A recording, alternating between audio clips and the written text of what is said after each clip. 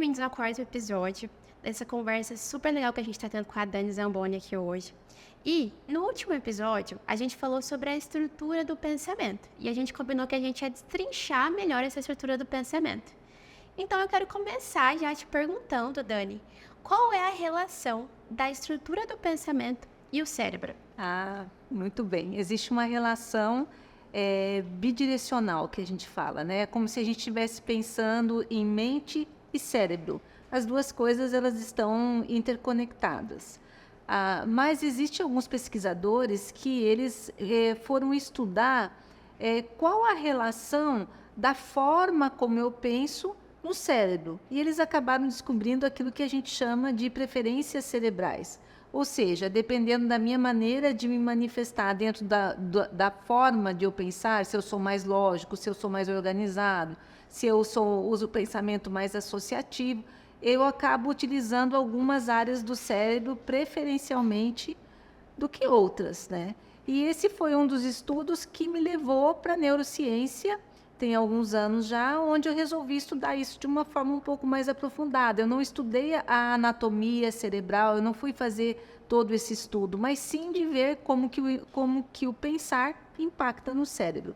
E o que eles descobriram, né? Inicialmente, a gente tem as pesquisas do Ned Herman, que junto com o Paul Torrance, o Cobus Nifflin, que foi quem eles foram estudando. O Ned Herman ele trouxe a teoria do whole brain, onde ele descobriu que o nosso cérebro ele é distribuído, né, vamos dizer assim, dividido em 4 quadrantes distintos.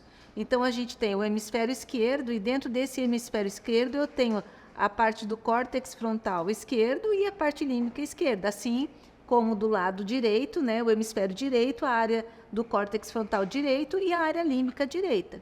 E o que eles descobriram foi que cada uma dessas áreas do cérebro ela é responsável por um tipo de processamento de pensamento. E aí isso vai trazer alguns reflexos na forma, inclusive, da pessoa se comportar, na forma da pessoa aprender e tudo mais. E, por exemplo, isso que você falou sobre essas divisões dos 4 quadrantes do cérebro. Certo. Elas influenciam na forma como a gente organiza os dados. Sim. E como que adentra o sistema, como a gente vai filtrar essas informações? Influencia significativamente.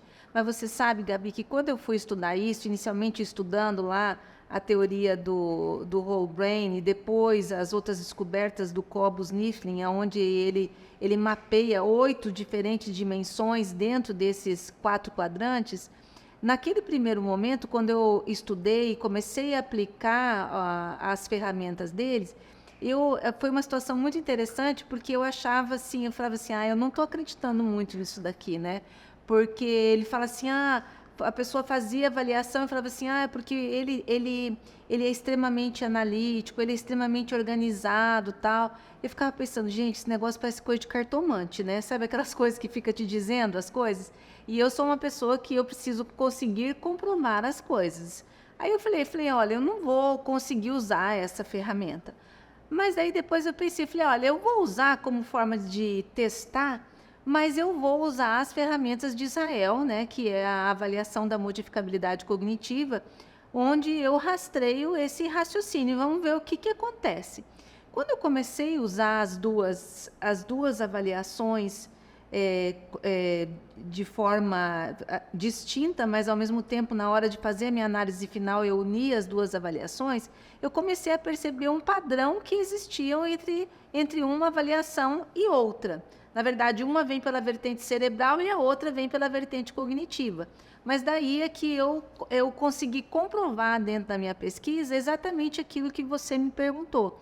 Que sim, que existe uma correlação entre as funções cognitivas, entre a forma como eu estruturo o pensamento, como eu processo a informação e as áreas cerebrais que são trazidas aí pela neurociência. E, por exemplo, quais que são os impactos que ela traz nessa forma de processar a informação, quando a gente fala sobre isso? É que dependendo da área do cérebro, eu vou ter mais facilidades para algumas modalidades de linguagem do ato mental, que a gente fala. Então, existem pessoas... Lembra que a gente falou, quando a gente estava discutindo a estrutura do pensamento, nós falamos que existem diferentes formas de carregar o pensamento. Então, por exemplo, se a pessoa, se ela utiliza mais a área cortical esquerda, ela utiliza mais a modalidade de linguagem numérica que a gente fala. Então, a pessoa ela vai transformar o pensamento dela em percentuais, ela transforma o pensamento, ela tem habilidade para mensurar, ela usa frações na hora dela se manifestar. Se eu tenho uma pessoa que ela usa mais a área límbica esquerda, ela vai ser mais verbal, então ela vai pensar utilizando palavras, né, muita linguagem, ela pensa utilizando parágrafos no campo mental. Se eu tenho uma pessoa que ela é mais do cortical direito, essa pessoa pensa através de imagens e figuras. Então, existe a influência, sim, uma influência direta na forma da pessoa se manifestar e compreender. E na função cognitiva?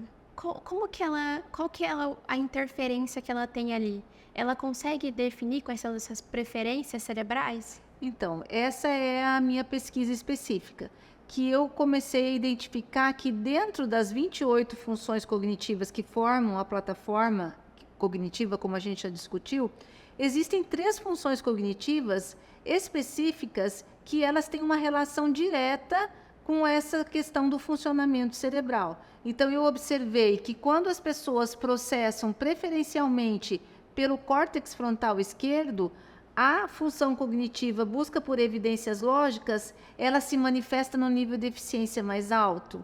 Assim como quando a pessoa processa mais pela área límbica esquerda, que a função cognitiva conduta planejada é mais eficiente.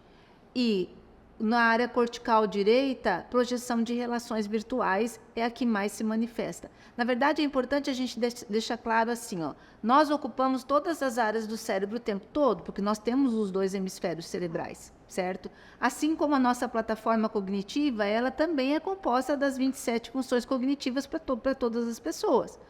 Vai depender do nível de eficiência ou ineficiência. Mas quando eu vou olhar a arquitetura do pensamento, lembra que nós discutimos sobre a arquitetura, que cada pessoa tem a sua arquitetura? Eu vou ver que tem algumas funções cognitivas que elas se manifestam mais eficientes para algumas pessoas do que para outras. Então, isto tem uma relação, sim, com as áreas cerebrais que ela acaba utilizando mais. Você contou pra gente, já tanto nesse vídeo quanto nos outros, que existem 27 funções cognitivas. Só que tem 3 que são mais predominantes na gente. E quais são essas 3? Quando a gente tem a função cognitiva busca por evidências lógicas, essa pessoa ela vai usar de forma preferencial o hemisfério esquerdo, a parte do córtex frontal. Essa foi essa relação bidirecional que eu encontrei. Mas o que isso significa na prática? Significa que quando a informação adentra o campo mental dela, essa informação ela adentra de forma clara, precisa e extremamente detalhada, sem a pessoa fazer nenhum esforço. Então, ela olha a um objeto, aquele objeto, ela percebe imediatamente as cores, o tamanho, profundidade, todas essas informações são percebidas pela pessoa. A gente fala que elas são mais detalhistas de uma forma natural, ela não faz esforço, ela não fala assim, mas espera aí, deixa eu dar uma olhadinha nesse detalhe. Não, o detalhe ela já percebeu, o detalhe ela já está analisando, ela já é uma informação que ela tem. E essa é a forma como ela processa?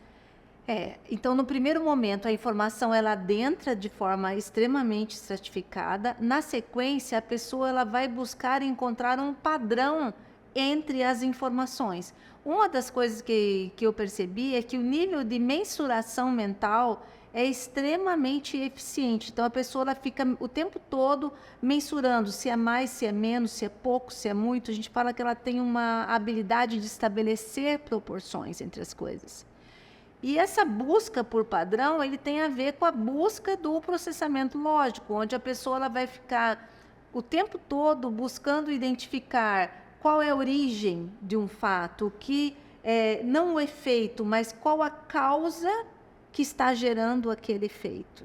Então, esse é o processamento dentro dessa busca de padrões para que ela possa validar a informação. E, por exemplo, como que é o raciocínio dessa pessoa? Como que ela raciocina?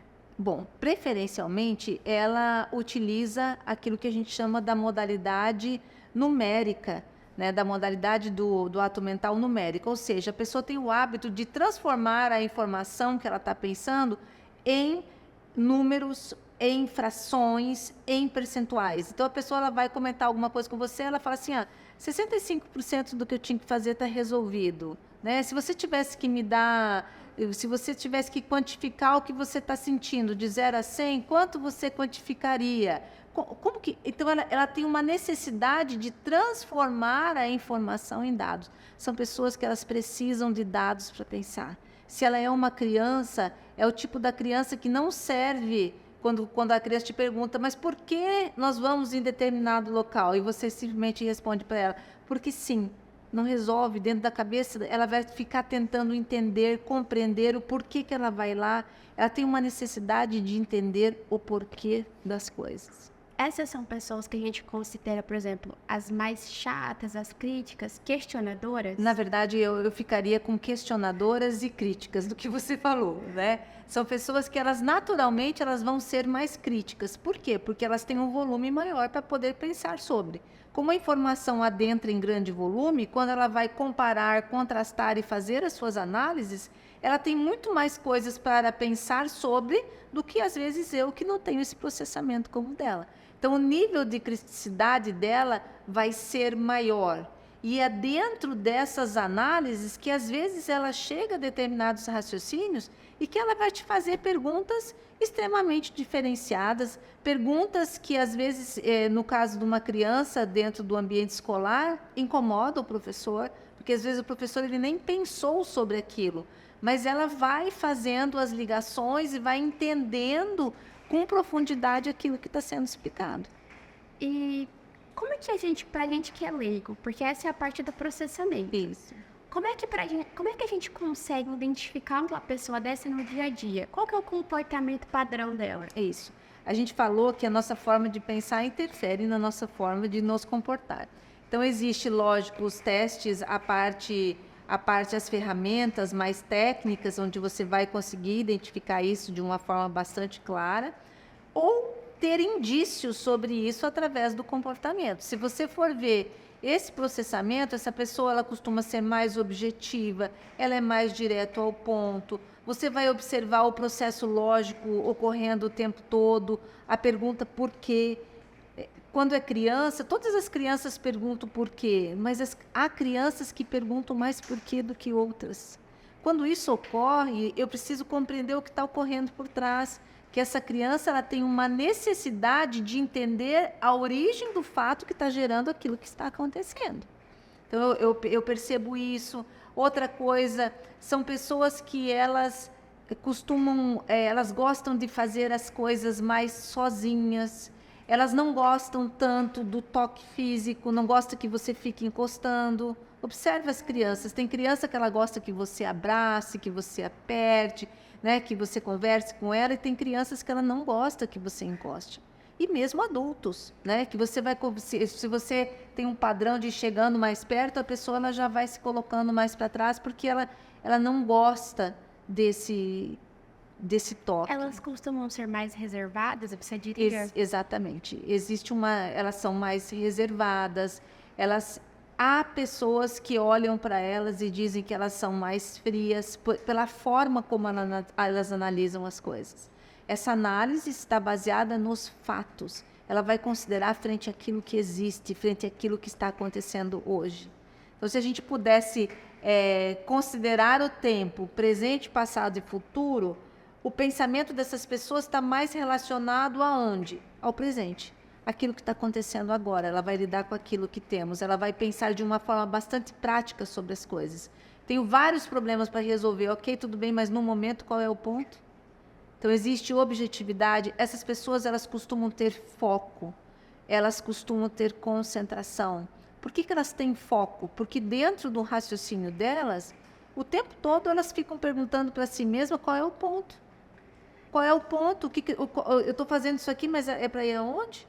É para chegar no quê?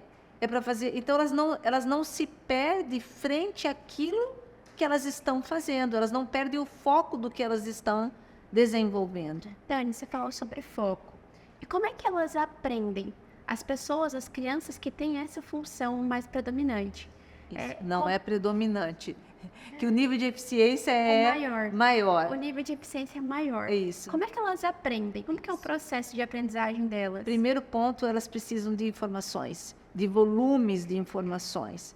Elas, se você observar, eles são alunos que o professor falou, depois ele vai pesquisar alguma coisa, são alunos que eles gostam de buscar novas fontes de informação, porque eles precisam encontrar um padrão entre as informações para poder validá-las. Então, eles não, vamos dizer assim, eles não acreditam num primeiro momento naquilo que você está dizendo. Sempre a pergunta, mas será, né? Ele vai verificar isso. Então, ele precisa de dados, são alunos que eles gostam de datas, que você seja preciso em quando aconteceu, quanto aconteceu, como aconteceu. Você precisa dar essas informações para eles. São alunos que eles precisam do silêncio para poder pensar. Então, existem, se a gente está falando do ensino médio, por exemplo, é muito comum de você encontrar escolas que oferecem aquelas cabines individualizadas para os alunos estudarem. Esse tipo de perfil de aluno, ele se adequa perfeitamente. Ele precisa estar sozinho, ele precisa estar pensando dentro do silêncio para poder fazer, para poder aprofundar. Eles gostam de fazer perguntas que sejam perguntas diferentes, que instiguem. Ele gosta de conversar com quem entende, com quem resolve, com quem domina o assunto. E, frequentemente, Gabi, a gente encontra neste processamento pessoas que têm muita facilidade com o autodidatismo. Eles aprendem sozinhos. Eles conseguem gerar aprendizagem sozinha. É aquele famoso aluno que aprende ouvindo? Isso, observando. Isso, existe uma relação com isso também. Porque esse processamento, a gente observa que eles têm a memória auditiva deles, ela costuma se manifestar extremamente expressiva. De uma maneira, eles aprendem ouvindo, vamos dizer assim. Então, se é um aluno que ele está exposto a uma aula expositiva, ele consegue aprender, ele não precisa que o professor escreva nada no quadro, ele não precisa de ter nenhuma referência escrita, nada visual, ele assistiu, ele gravou a informação. É aquele aluno que o professor pega o caderno e fala, mas você não escreveu nada. Ou aquela mãe fala assim, ó, eu não entendo por que você não estuda, né? A mãe fala assim, eu não entendo, ele vai na escola, tudo, chega, dá uma lidinha no material, por cima, ele lembra de tudo. Por que ele lembra? Porque essa memória, ela foi realizada de uma maneira bastante eficiente. A informação, ela foi, como é que a gente fala? Existe uma palavra para isso? A informação, ela foi direcionada mentalmente de uma forma que ela ocorreu. E, por exemplo, tudo que você falou, quando como eles aprendem, e esse didatismo, tá ligado a altas habilidades? Existe uma relação com isso, mas eu não posso dizer que toda pessoa que é um autodidata, que ele tenha altas habilidades de superdotação, certo? Eu não posso dizer que seja sempre, mas a gente vê muitos perfis de altas habilidades, principalmente quando a gente vai estudar as altas habilidades mais acadêmicas que eles falam, que tem uma relação direta com esse perfil. As pessoas que têm muita facilidade com matemática estão dentro desse perfil, que gostam de investigar as coisas profundamente. Se a gente for pensar um cientista, ele gosta de entender por que isso está acontecendo. Então, ele vai lá nas raízes para poder entender a causa que está gerando este efeito, né? Então, existem várias pessoas, crianças, adolescentes, adultos, que têm dentro desse processamento, um nível de altas habilidades de superdotação. Agora, vale a pena a gente considerar o seguinte, que é como se o nível de busca por evidências lógicas dele ficasse muito expressivo, muito veloz, ele é muito eficiente. Então, é como se fosse assim, qualquer coisa que a pessoa vai fazer, é automático para ela encontrar padrões, é automático para ela aprender rapidamente, conseguir mensurar as coisas rapidamente, é muito fácil para ela fazer. Por exemplo, uma pergunta. Esse é aquele tipo de criança, de adulto, de pessoa que só dela ver algo, ela já consegue pensar como aquilo foi feito? É muito provável Por que a gente vai exemplo, encontrar. eu vi vi uma pessoa fazendo um bolo. Então eu já consigo ver ali que, por exemplo, eu consigo deduzir que ela fez isso, isso e isso. Ou vamos supor, eu vi ela fazendo, por exemplo, vamos fazer um filme. Eu já sei que para fazer um filme ele construiu um cenário, levou tantas pessoas, usou tal figurino, ela consegue ter essa capacidade. Ela consegue ter essa capacidade de entender. Isso tem a ver com aquilo que nós falamos inicialmente, com a estratificação da informação. É quando ela pensa, quando ela vai raciocinar sobre algo, ela vai pensar sobre o cenário de algo, é como se ela já considerasse todos os itens que faz parte daquilo que ela está pensando. Você falou que a busca por evidências trabalha muito a parte numérica, ela conversa com números. É possível que a pessoa tenha essa busca por evidências lógicas, mas ela seja ruim em matemática na escola? Sim, isso é possível. Por quê?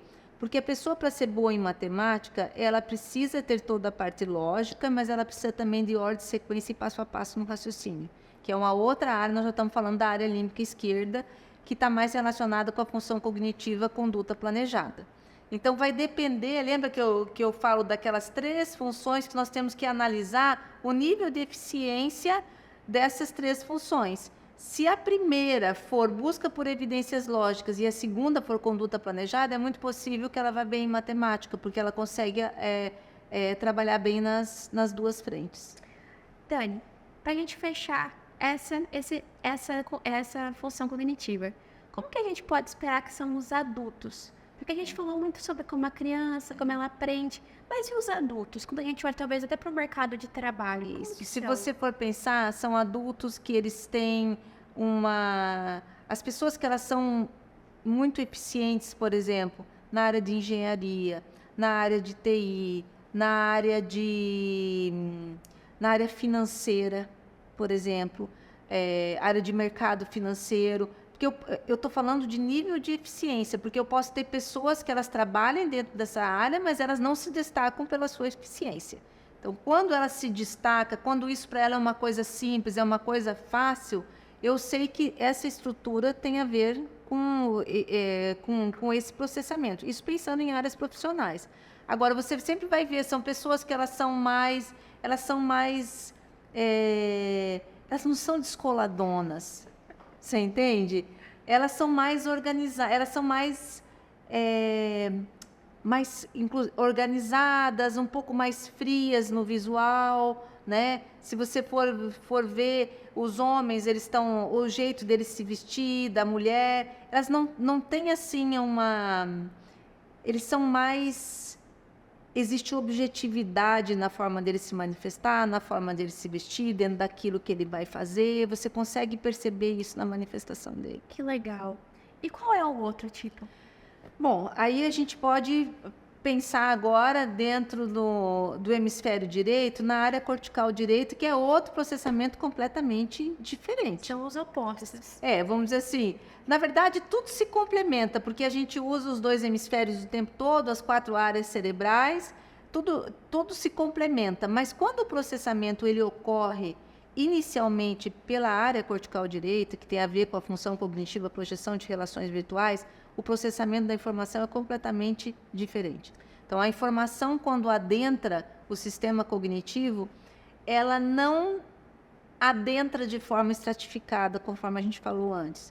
Ela entra e esse grande volume de informações, ele é associado, a pessoa associa. Então, ela viu, vamos supor, 5 coisas, 10 coisas que está entrando no processamento dela, no sistema cognitivo, ela integra essas informações e ela forma um novo todo.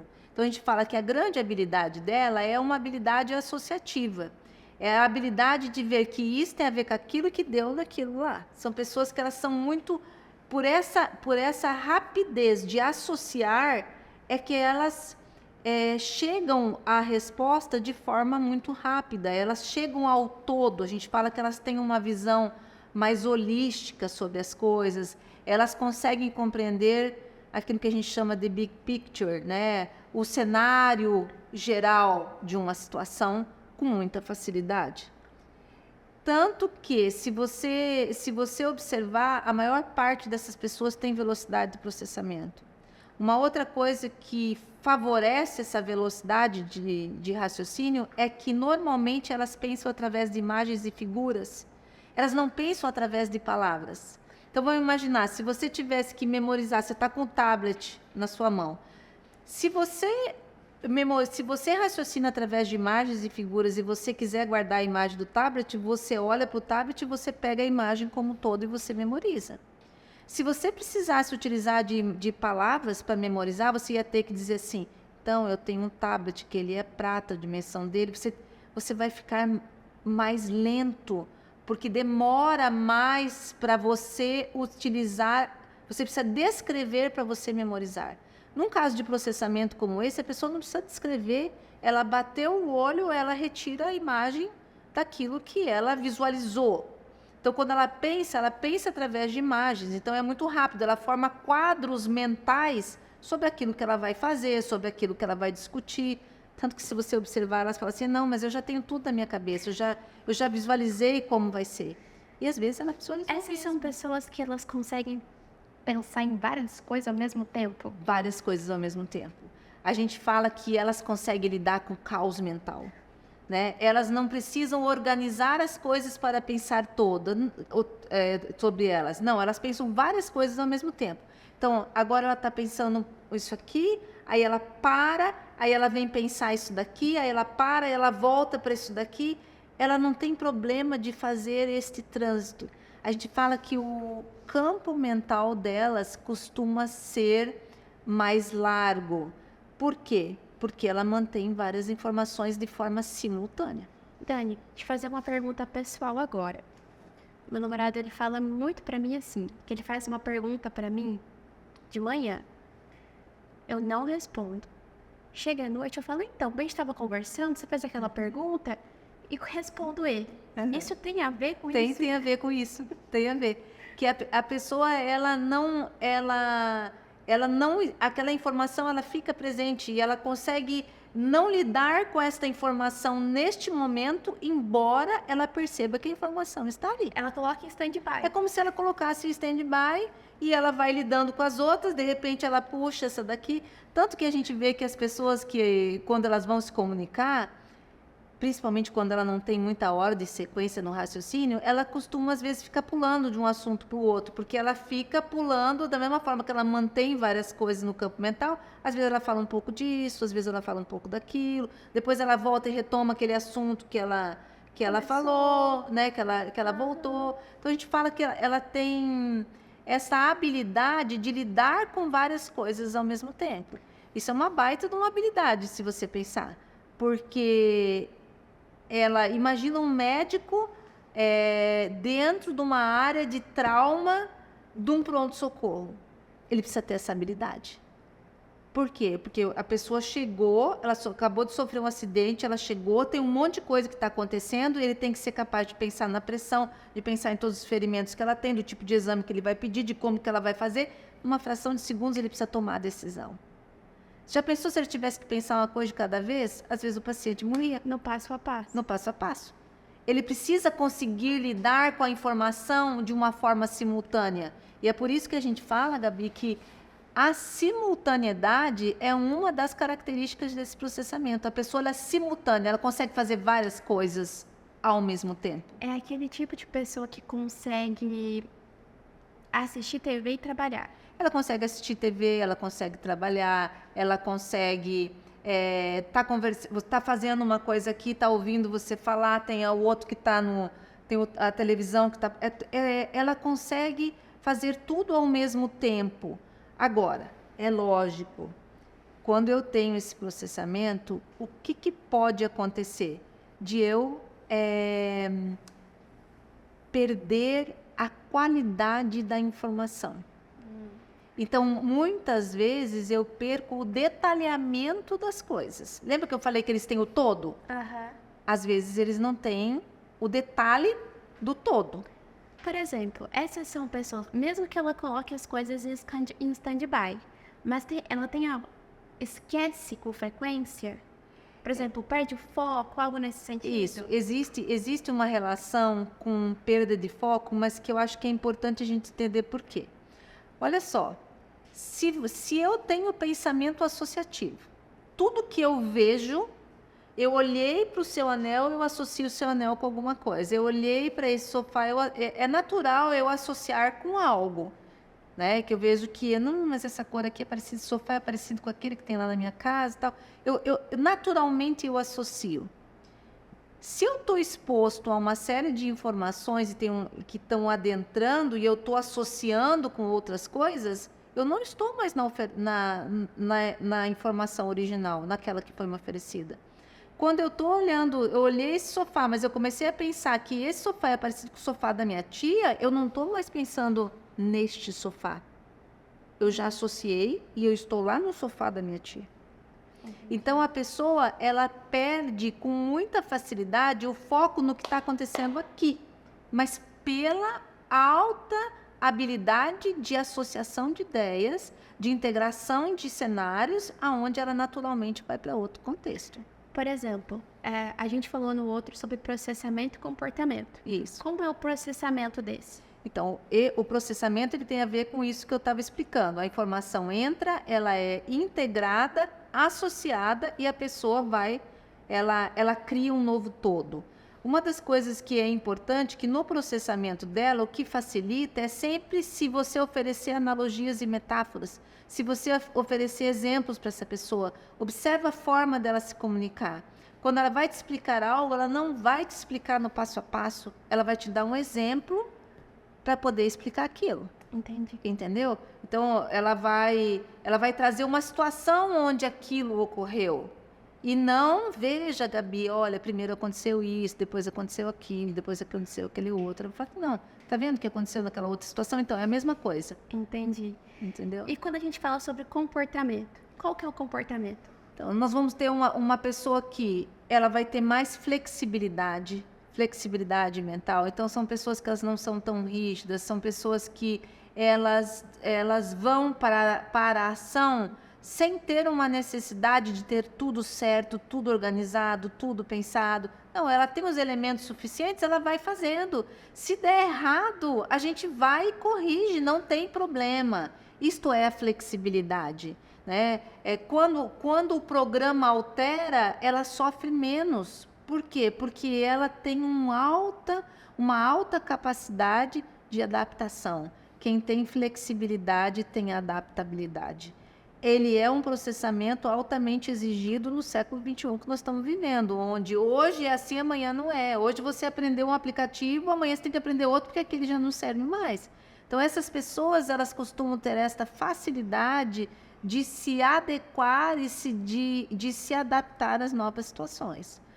São pessoas que elas correm mais riscos, entende? Elas se permitem correr mais riscos, do tipo, ok, tudo bem, aquilo que eu falei, se não deu certo, a gente começa outra coisa, a gente faz outras coisas, a gente pode correr riscos, ela não vai primar tanto por segurança. Se você observar, ela vai ter uma tendência a gostar de experimentar as coisas. Por exemplo, é aquela pessoa que consegue lidar bem com os erros.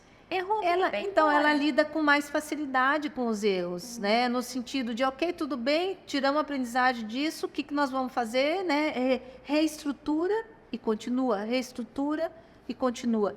Tanto que uma das características desse processamento é a necessidade que a pessoa tem de movimento. São pessoas que o tempo todo elas estão se movimentando, elas não gostam que as coisas fiquem paradas, repetitivas, que é sempre a mesma coisa. Não, ela tem uma necessidade de movimento. Uma vez que ela aprendeu isto aqui, ok, tá bom, vamos para o próximo. Não é um perfil que ele vai ficar burilando aquilo, ele vai ficar aprimorando para que ele... Não, ele entendeu, Entendi. Ele já quer ir para o próximo. Isso seria uma comunicação autocentrada? Não, na verdade, a comunicação autocentrada ela tem a ver com outro aspecto. Como essas pessoas, elas pensam através de imagens e figuras, Pode ocorrer de, na hora que ela vai te contar o que ela está pensando, de ela ter uma dificuldade grande de se comunicar. Por quê? Porque ela não sabe por onde que ela vai começar. Imagina se, quando eu pensei, eu formei um grande quadro na minha cabeça, uma grande imagem. Essa imagem, ela não foi construída dentro de um passo a passo. Eu uni as informações e eu construí um todo. Quando eu tenho que te contar, eu tenho que estabelecer um começo. Nem sempre eu sei aquele começo. Então, eu começo, eu conto um pouco daqui, eu conto um pouco dali, eu te dou a ideia geral do que está acontecendo, mas a gente fala que ela tem uma comunicação autocentrada porque a ideia está totalmente clara dentro do pensamento dela, mas ela tem dificuldade de te transmitir a ideia. E esse é uma das grandes dificuldades desse processamento. Eles são extremamente criativos, são pessoas que elas têm muita facilidade para achar saída para as coisas, mas que ela pode ter dificuldade em explicar a forma como ela está pensando. E se você pensar num cenário profissional, eu tenho uma grande ideia, eu tenho que conseguir comunicar a minha ideia. Por exemplo, essas são pessoas que talvez elas pensem, elas acham que fez, mas esqueceram de comunicar? Que elas iam fazer alguma coisa? Pode ocorrer isso, ou pode ocorrer que ela te fala uma parte, ela acha que ela te falou tudo, né? Porque tem uma coisa que ocorre nesse processamento que é muito interessante. Eles te falam uma palavra ou uma frase e ele acha que tudo está dentro daquela frase, que está dito, entende? Tanto que quando você vai para um cenário escolar ou acadêmico, você vai ver que eles dão respostas curtas, né? E às vezes o professor pergunta, mas puxa vida, você não falou isso. Eu falei assim, não, mas está tudo aqui, está tudo aqui dentro, eu te disse, né? Ou quando ele vai se comunicar, eu falei com você tudo isso. E na verdade ele não falou. Então a gente observa que eles têm uma alta habilidade de sintetizar informações. Ele vai te dar tudo de uma forma sintética, o conceito da coisa. Nem sempre ele vai destrinchar o que está ali dentro. Você falou como é que ele se comunica. E como é que ele aprende? Então, é uma maneira completamente diferente que a gente observa que a escola tradicional tem muita dificuldade de lidar com esse tipo de aluno. Por quê? Porque ele não aprende no passo a passo, ele não aprende na sequência. Para que ele consiga gerar compreensão, ele precisa aprender através de analogias e metáforas, ele precisa aprender através de exemplos, ele precisa aprender através de imagens e figuras. Então, se eu sou a professora de biologia dele, eu estou explicando células, ao invés de eu dar um texto para ele, onde ele vai ler sobre células, eu preciso oferecer uma imagem de uma célula e fazer toda a minha explicação em cima de uma imagem. Por exemplo, essas seriam crianças, adolescentes, que aprenderiam mais facilidade se tivesse dentro das escolas aulas práticas? Aulas práticas, aulas onde o visual ele aparece, né? Onde ele consiga estar vivenciando, experimentando e experienciando aquilo que ele está fazendo. É muito comum, quando eu tenho uma pessoa que ela raciocina na modalidade figurativa, que ela não consiga gerar compreensão na modalidade verbal. O que isso significa? Quando ela lê, ela não compreende. Ela lê, mas ela não consegue gerar compreensão daquilo que ela está lendo. São aquelas pessoas que falam, eu li o texto, mas eu não entendi. Eu não entendi, ela não entende. Na verdade, assim, ela não compreende. Ela não gera compreensão. Teve um caso muito interessante de uma moça que eu fiz avaliação e ela estava cursando a faculdade de Direito. E ela veio para mim porque ela tinha muita dificuldade, ela estudava, as notas dela eram muito, muito baixas na faculdade, ela já tinha pego várias dependências e ela veio para a gente poder identificar por que motivo ela tinha dificuldade de aprendizagem, foi esse o fato. Quando eu fiz a avaliação dela, o processamento dela ocorria preferencialmente pelo hemisfério direito, primeiro ponto, área cortical direita. Esse processamento que nós estamos descrevendo aqui era exatamente a forma como ela processava a informação.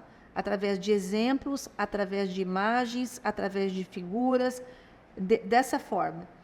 O direito, ele é uma faculdade que ela é essencialmente verbal. Se você for ver o vade-mecum, não tem uma figurinha lá. Não tem mesmo. Né? Eu já fiz. Ele não tem. Então, a compreensão, ela precisa ser gerada a partir daquilo que está escrito. Se ela tiver a oportunidade de trabalhar com estudos de casos primeiro, para depois ela vir para a parte mais textual, vamos dizer assim, mas dentro do direito não tem, ela é o que a área exige, vamos dizer assim. Então, a gente pôde compreender o porquê da dificuldade dela. O problema, Gabi, é que até as pessoas descobrirem que a dificuldade dela se refere a isso, ela já se considerou que ela não é inteligente, que ela não consegue fazer. Muitas vezes isso já afetou o emocional dela, porque ela vive uma situação complicada e ela não consegue entender que, ok, tudo bem, está tudo certo, é o meu processamento que é oposto àquilo que a área está exigindo. Eu posso fazer direito? Posso. Ela precisa fazer mais esforço para poder gerar a sua aprendizagem. Dani, e você está falando, agora você falou uma função cognitiva que tem do lado esquerdo e uma que tem do lado direito. O que a gente pode esperar de uma pessoa que tem a primeira e logo depois tem ali aquela função mais lógica e logo depois vem a função de imagens? A projeção de relações virtuais. Veja, a gente está falando de uma pessoa que ela opera preferencialmente pelo córtex frontal, tanto esquerdo como direito. Né? Então, a gente vai estar pensando em uma pessoa que ela tem bastante lógica no raciocínio e, ao mesmo tempo que ela tem esse padrão lógico, ela consegue projetar isso para frente, ela consegue criar novos cenários, ela consegue estabelecer novas relações. Então, é como se a gente dissesse que é uma pessoa que ela é muito boa para achar saídas lógicas. Entendeu? Para ela conseguir... Porque o que é a criatividade? Todo mundo associa a criatividade às questões mais artísticas. Sim. Mas, na verdade, a criatividade ela tem a ver com você achar saída para as coisas. Você achar saídas diferentes para resolver um problema. Quando a gente pensa numa habilidade estratégica que uma pessoa tem que ter, ela tem que ter essa habilidade de conseguir projetar virtualmente as coisas, de ela conseguir simular cenários mentais. Então, se eu tenho uma pessoa que ela tem essa habilidade de conseguir simular o que pode acontecer, o que pode estar por vir, né? E, ao mesmo tempo, dentro de uma base lógica, tentando entender a causa, o efeito, a melhor forma, mensurando as coisas, eu tenho uma pessoa que ela tem um preparo para atuação em diversas áreas. E mesmo até para poder gerir bem as questões da vida, né? Que legal. E aqui, uma coisa que eu me lembro que você falou sobre essa projeção de relações virtuais, você falou que elas são pessoas que não gostam de repetir coisas. Elas são aquelas pessoas teimosas? Na verdade, eu não vejo teimosia, eu vejo muito obviedade, né? No sentido assim, as coisas são óbvias para elas chegam muito rápido ao resultado, elas sabem rapidamente como resolver determinadas coisas, então ela se entedia, ela não aguenta ficar no passo a passo, sendo que ela já percebeu. Talvez a teimosia possa se manifestar no sentido de ela não querer se engajar a fazer determinadas coisas porque ela já fez, porque ela não quer participar daquilo. Eu vejo muitos adolescentes do ensino médio, principalmente, onde uma das reclamações frequentes que eles têm é que tudo é muito óbvio para eles, né? Que tudo é muito óbvio. Então, eu vou estudar isso de novo, mas eu já entendi, eu já sei, eu já fiz.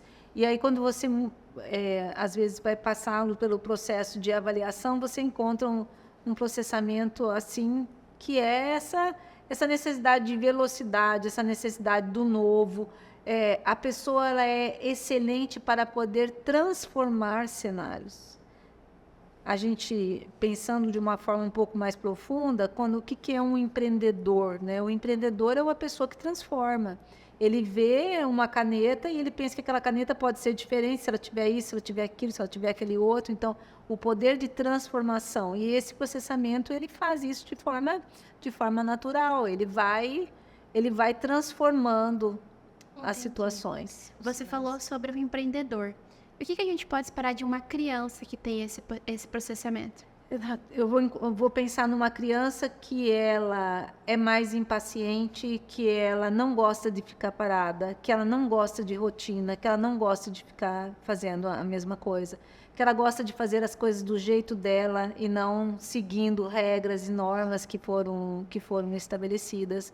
Mas são crianças que elas são muito ativas, são crianças que o professor mal terminou a pergunta, ele já levanta a mão para poder responder, né? A gente fala que eles têm um traço de impulsividade, né? Essa impulsividade ela é decorrente dessa velocidade de processamento mesmo, então ela não espera que os dados adentrem o campo mental para ela poder dar a resposta. Ela já levanta a mão e ela quer dar a resposta.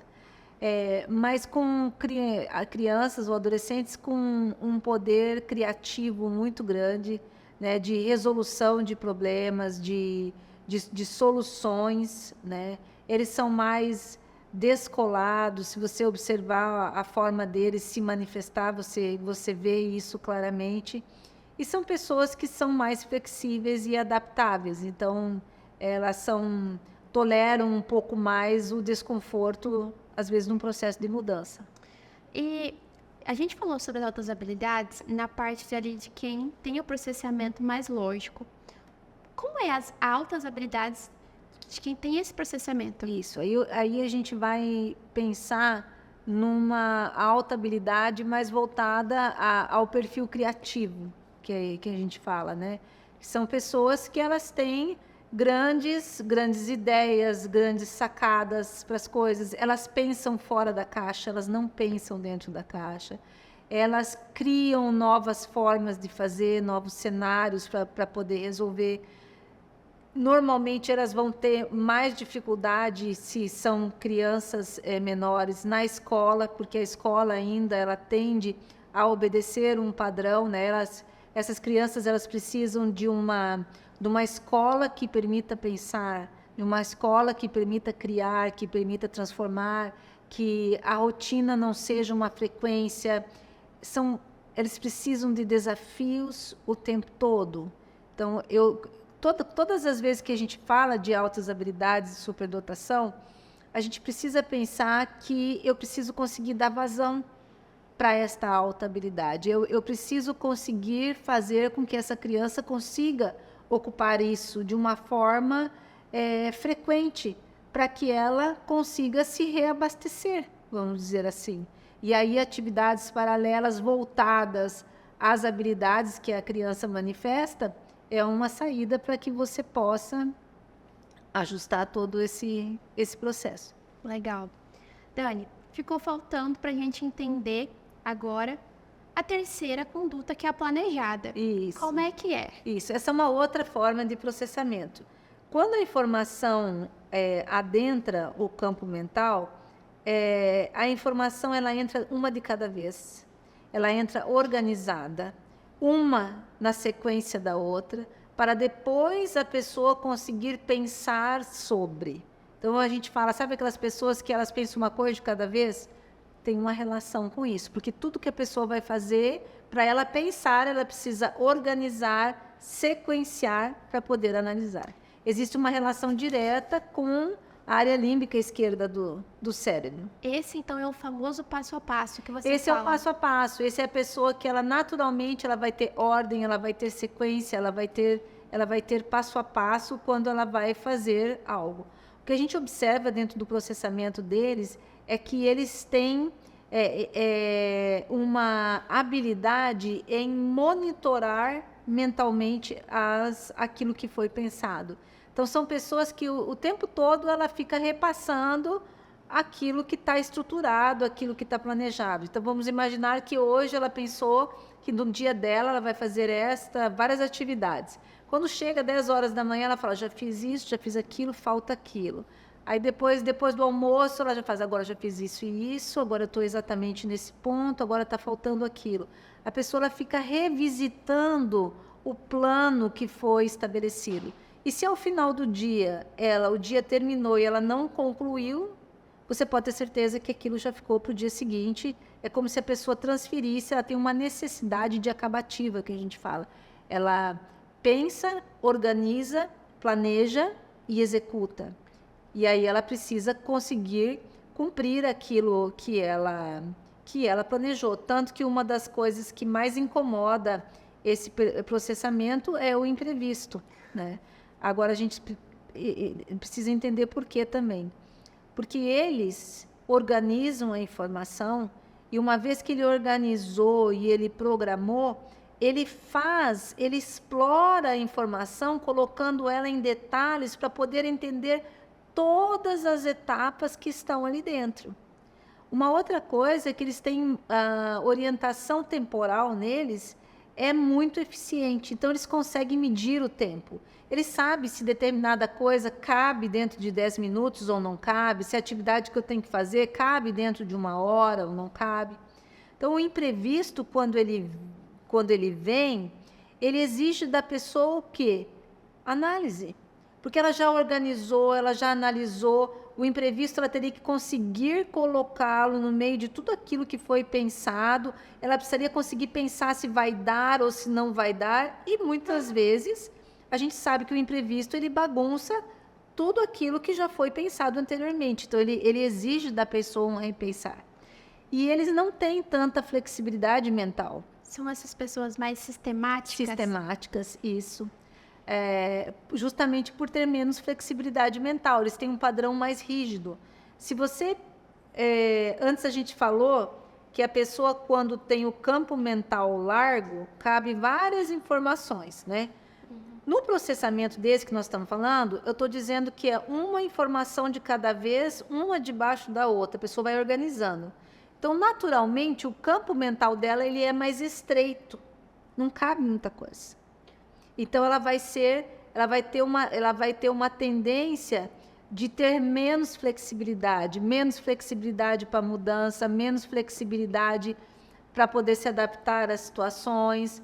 Na verdade, eu não estou querendo dizer que ela não mude, que ela não se altere, que ela não faça isso. Não, eu estou dizendo que ela vai precisar analisar profundamente para poder fazer a mudança. Você falou que quem tem o processamento de projeção de relações virtuais, ela tem um pensamento mais horizontal, que é mais aberto. A gente pode dizer que quem tem essa conduta mais passo a passo tem um pensamento vertical? Bacana o que você está colocando. Eu considero numa outra linguagem, mas que tem a ver com o que você está falando. Quem processa pelo cortical direito, que tem a ver com projeção de relações virtuais, ele tem velocidade de processamento. Então, é como se ele fosse mais horizontal mesmo. Nesse que nós estamos nos referindo agora, eles têm profundidade. Então, a gente pode considerar como se fosse vertical. Né? Se a gente pensasse que cada um deles fosse um eixo de um gráfico, você vê que velocidade e aprofundamento. Por isso que é muito difícil da gente encontrar uma pessoa que ela consiga ter as duas coisas equalizadas. Ou você tem uma pessoa muito profunda, que ela vai ser mais lenta, porque ela é mais profunda, ou você vai ter uma pessoa que ela é muito rápida, muito veloz, mas ela é menos profunda. Porque velocidade e aprofundamento são dois vetores que não se cruzam, vamos dizer assim. Né? Então, eu diria que esse processamento, ele gera o quê? Ele gera organização, naturalmente. Ele gera planejamento. A pessoa, ela precisa do silêncio para pensar. Ela precisa que as coisas estejam organizadas para que ela consiga pensar. Uma mesa bagunçada, ela não consegue, se ela tiver que trabalhar e a mesa estiver bagunçada, ela não consegue, ela precisa organizar a mesa para ela poder trabalhar. Ela precisa conseguir organizar a sala para que ela consiga ficar na sala assistindo televisão. Ela não consegue lidar com a desordem, porque as coisas precisam estar organizadas. E eu estou falando isso externamente, mas dentro da mente dela, internamente, ocorre a mesma coisa. Então, a pessoa ela precisa conseguir pensar uma coisa de cada vez, lidar com uma situação de cada vez. Tanto que o tempo é uma das coisas que faz pressão, né, que gera ansiedade. Uma coisa legal, eu percebo que aqui, quem tem essa projeção de relações virtuais, parece que ela consegue lidar com coisas ao mesmo tempo. Então, ela é uma pessoa mais abstrata. Essa outra de planejamento, ela não é tão abstrata assim. Ela é mais concreta. É. O teu raciocínio está certo. Quando projeção de relações virtuais é mais eficiente no raciocínio, tem um nível de eficiência mais alto, eu vou ter maior facilidade para abstração, para poder entender o todo, para entender os conceitos, né? Para poder interligar as coisas que não são concretas. Já quando conduta planejada ele se manifesta como mais expressivo, eu vou ter uma pessoa que ela é mais concreta, ela é mais passo a passo. São pessoas que a gente fala que o pensamento dela, a base do pensamento dela é indutivo, ou seja, é uma coisa de cada vez. Então, a pessoa ela vai raciocinar das partes para o todo. Ela precisa entender tijolinho por tijolinho para depois ela entender o todo. Tanto que velocidade de processamento não é uma coisa que se manifesta com tanta frequência nesse processamento específico. Certo? A não ser que projeção de relações virtuais seja o segundo, vamos dizer assim. Mas nesse são pessoas que elas são mais profundas, elas precisam ela precisa entender todas as etapas para daí entender o todo e para daí ela gerar aquilo que a gente chama de interiorização. Ou seja, ela conseguir... Você acha que são pessoas mais introspectivas? São pessoas mais reservadas. São pessoas mais introspectivas, são pessoas que elas são controladas. Elas têm um negócio, elas têm, como é que eu vou te dizer? Elas têm autodisciplina. Tanto que a gente observa que elas lidam muito bem com regras, com aquilo que pode, com aquilo que não pode. Uma vez que ela entendeu, você não precisa ficar repetindo para ela que a regra é aquela, porque ela já entendeu que a regra é aquela. São aquelas pessoas que seguem rotina, acordam às 5 da manhã. Elas gostam disso porque, uma vez que elas têm isso, elas se sentem seguras e elas se sentem organizadas. E isso não tem nada a ver com transtorno, isso tem a ver simplesmente com a forma da pessoa raciocinar. Ela precisa... de ter as coisas organizadas, tanto que o que costuma gerar muita ansiedade num processamento como esse é a falta dela saber qual vai ser o próximo passo. Porque como acontece uma coisa depois da outra, ela sempre precisa saber o próximo passo para saber o que vai acontecer. E tem certas coisas na vida que a gente não consegue saber o próximo passo, você não sabe como vai ser, a maioria. Então, aquilo começa a me gerar ansiedade. Eu diria que a maior necessidade desse processamento é de localização. A pessoa tem que saber onde ela está. Ela tem que saber onde ela estava, onde ela está e para onde ela está indo. Então, eu estava fazendo tal coisa, agora eu estou fazendo isso porque meu objetivo é chegar lá. Dani, começo, meio e fim. Isso que você explicou, fazer uma analogia a como a gente está vivendo hoje, quando a gente vai olhar as crianças e como elas têm evoluído para a fase adulto, jovem. São crianças e jovens adolescentes que tendem a ter mais ansiedade. Você acha que tem a ver com esse tipo de processamento? Que elas querem organizar como vai ser a vida delas para sempre? Então, eu vou sair da escola, vou para a faculdade, nananana. Eu não penso diretamente dessa maneira, né? Até porque cada processamento... ele pode gerar ansiedade por diferentes motivos. Então, este que nós estamos discutindo, ele vai gerar ansiedade por falta de saber qual é o próximo passo, certo? Eu posso ter uma ansiedade dentro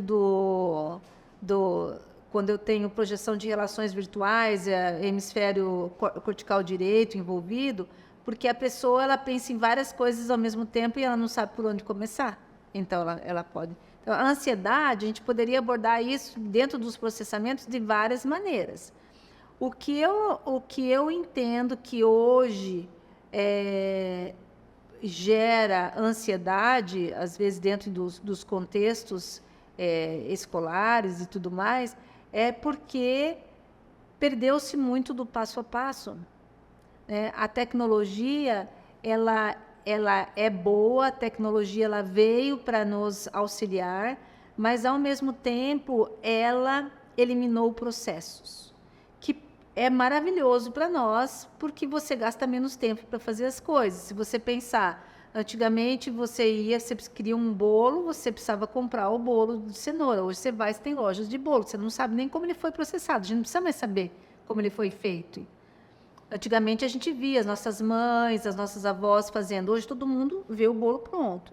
Você precisava ter dinheiro, sacar o dinheiro, você tinha que ir ao banco, você tinha que enfrentar fila. Hoje em dia você faz tudo no celular. Então, o que a tecnologia fez de positivo para nós? Ela eliminou processos. Perfeito. Só que quando você elimina processos mentalmente, quando você não ensina a pessoa a pensar nas etapas de algo, a estruturar algo, ela tem muita dificuldade de conseguir entender os processos. Então, ela acha que se ela fizer algo, rapidamente ela vai ter o resultado. Quantos jovens você conhece hoje que eles acham que eles vão sair da faculdade e eles vão sair ganhando muito? A gente sabe que existem casos que isso acontece, mas na maior parte das vezes, a pessoa ela vai ter que iniciar o seu trabalho, ela vai ter que ter todo um processo para que ela tenha um sucesso profissional. Então, tudo na vida tem processos, mas tirou-se a necessidade de pensar sobre processos. Só que mentalmente isso não tem como. E é o que a gente sempre tem falado nessa conversa, que é como é importante a gente descobrir como é a nossa estrutura do pensamento para que a gente consiga se posicionar dentro da nossa vida ali. Para você conseguir ir fazendo as autorregulagens que você necessita, para que você possa lidar melhor com as situações, para que você possa entender, falar, puxa vida, né? Se eu tenho um processamento como esse que eu estou discutindo e eu começo a sentir ansiedade, eu vou entender, falar assim, puxa vida, está me faltando o próximo passo, eu não estou conseguindo entender o que vai acontecer na sequência, mas espera aí, eu tenho como entender? Eu não tenho como fazer, ok, tudo bem, então, ó, Daniela, se acalma, porque nesse momento nós não temos essa informação. Resolve o meu problema? Eu não digo que resolva, mas ele provavelmente ameniza. Aqui a gente falou sobre, para a gente fechar, então, qual é o processamento de quem pensa no passo a passo? Então, a informação entra, vai entrar uma de cada vez, e aí, uma vez que ela foi organizada e sequenciada, ele vai iniciar a análise para que ele possa fazer a conclusão. E o comportamento? Então, são pessoas que elas são organizadas por si só, elas gostam de pensar organizadamente, são pessoas que elas têm mais dificuldade para lidar com o imprevisto, são pessoas que elas são precavidas, né? Existe um traço de precaução. É muito comum nesse processamento você ver duas frases, né? Uma é "e se?". Por exemplo, ele começa a pensar, e se eu fizer isso, tal, mas e se não der certo? Eu vou fazer tal coisa, mas e se não der certo, eu vou fazer tal coisa? Tanto que, dependendo da quantidade de e se's que a pessoa tem, ela acaba entrando num círculo de reanálise e que, às vezes, ela não consegue decidir. Então, é muito comum nesse processamento de você ver as pessoas falando da dificuldade que eles têm de tomar uma decisão, de decidir algo, eles precisam de tempo para decidir. E uma outra frase que é muito comum é o que é o certo. Todos nós queremos acertar, mas esse processamento ele é mais intenso nesse sentido. A pessoa ela fica tentando saber qual é o certo fazer, o que é certo escolher, porque ela não quer errar. Inclusive, se você observar, uma das emoções que mais se apresenta nesse funcionamento é o medo. O medo de errar, o medo de fracassar, o medo de não dar certo, o medo de desistir, o medo das pessoas não gostarem. E é esse movimento que faz com que a pessoa vá tendo uma necessidade de fazer cada vez mais certo, de fazer organizado, de fazer... Essas pessoas não gostam de errar. Elas vão buscar evitar o erro a qualquer custo. Elas sofrem quando elas erram. todos nós sofremos, mas o nível de sofrimento delas, ele é maior, porque a pessoa, ela entende que ela deveria ter conseguido, ela deveria ter feito, ela deveria ter ido. Interessante. E quando a gente falou sobre a parte acadêmica? Aprendizagem. Aprendizagem. A aprendizagem deles, você consegue gerar maior eficiência se o professor der a informação num passo a passo. Se o professor fizer retomadas. Ó, pessoal, na aula passada a gente aprendeu tal coisa, hoje nós vamos fazer isso aqui, porque o nosso objetivo é chegar lá, né? Que o professor cumpra aquilo que ele... cumpra as regras. São alunos que eles se submetem às regras, mas eles gostam que os professores cumpram as regras. Do tipo, o professor fala, olha, segunda-feira todo mundo tem que entregar o trabalho. Aí chega na segunda-feira, ele fala assim, ó, pessoal, quem não entregou pode me entregar até quarta-feira. Aí ele vai falar assim, mas como assim? Todo mundo aqui, eu também tive que fazer. Então, uma vez a regra estabelecida, a regra é ela para ele, essa regra ela vai ser cumprida. Atividades que envolvam repetição, como aqueles exercícios de fixação que a gente via antigamente, beneficiam significativamente esse aluno. Quanto mais ele repete, mais ele aprende. Ele precisa desse movimento. E altas habilidades? Então, as altas habilidades, eu vou ter uma relação mais direta com a questão acadêmica também, no sentido de aprofundamento da informação, deles ficarem entendendo as diversas camadas que estão dentro dos processos. Então, às vezes, ele vai... teve um menino que eu atendi, eu achei muito interessante, que ele, enquanto ele não fazia todo o aprofundamento daquilo que ele estava estudando, que ele gostaria de saber, ele não conseguia fazer outra coisa, ele não saía daquilo. Então, essa é uma das reclamações da mãe, que ele não saía daquilo que ele estava fazendo, como, na verdade, sendo interpretado aquilo como um hiperfoco. Realmente, ele estava com um hiperfoco, mas ele precisa conseguir ver todas as camadas, tudo que envolve aquilo, para poder mudar o foco e pensar em outra coisa e fazer outras atividades. Isso, numa idade menor, isso às vezes atrapalha uma série de coisas, né? Porque a pessoa acaba ficando um pouco mais presa dentro de alguns processos. Mas se você conseguir direcionar isso de uma forma que ela seja produtiva, você vendo qual é a grande habilidade que isso gera no indivíduo, você vai ver que isso tem tudo a ver com um processo investigativo, com um processo de detalhamento, com um processo de pesquisa, com um processo de análise profunda. Né? Dani, a gente falou muito sobre o processo de aprendizagem e tudo mais. A dúvida que fica, mas e o que é, então, inteligência? Então, nós somos um pouco de cada um desses processamentos. E tem um, inclusive, que eu gostaria de falar rapidamente, que lembra que a gente falou da área límbica direita do cérebro? Verdade. Né? A área límbica direita, ela não tem um processamento específico, que eu observei. O que eu percebo? Quando ela é preferencial cerebralmente, eu vou ter uma pessoa que ela tem uma entrada de informações maior através das vias sensoriais.